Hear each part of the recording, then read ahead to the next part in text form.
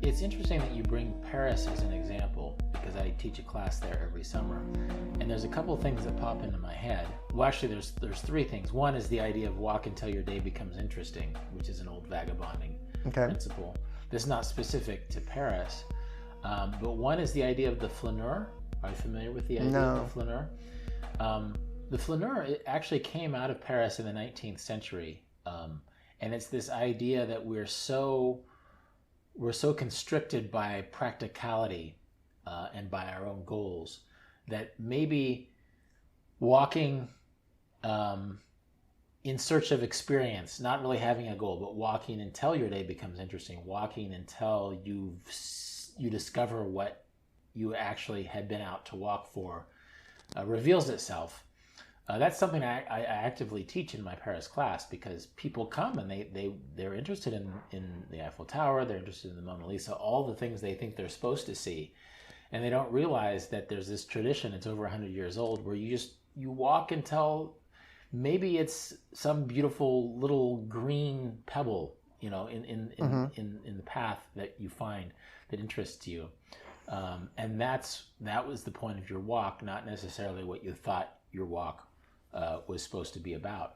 And then one other example I'm thinking of is, before I wrote my book Souvenir, I walked around the 5th arrondissement of Paris. Have you spent much time in Paris? I've never been to France. Okay. Other than the border of France and Spain, where I started the Camino Santiago. Which I want to get to. I want to hear about your Camino story. And you really have something to look forward to in terms of having France as a place to go to. But in forcing myself to walk through every street of the 5th arrondissement of Paris, it was sort of like the anti-flaneur. Instead of just walking until experience happened, I forced myself to walk every single street in one neighborhood. And suddenly I was seeing things, I was seeing buildings, I was seeing scenes that I hadn't noticed that were there, that as I was looking for inspiration or whatever, I was missing these interesting and concrete and exciting real parts of the neighborhood. And so I think walking, I don't know if I'm as invested in walking as you are, but somehow walking has given me some of my best metaphors as a traveler. I think that what I had no concept of, and what most people might not realize, is that as you're walking, you picture yourself in these mountains, and you're just going to be enjoying this mountainside and the fields and the wildlife and the occasional sighting of some farm worker, or more often than not, cows and sheep that you talk to by habit, just for conversation. Okay.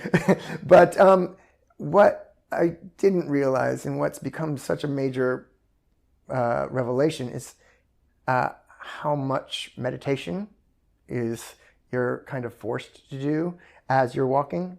And just in a short, 7-day walk, and obviously more if you're doing like a whole month international walk, you start thinking about things you haven't thought of in years. And as you're saying, that walks open your mind for a more creative thinking. You're opening doors in your brain that somehow have been closed for a long time, and I think that you think much differently as you're walking. I think that just the thought process and the way that your brain works it's much more active, and in a way it's its own form of meditation.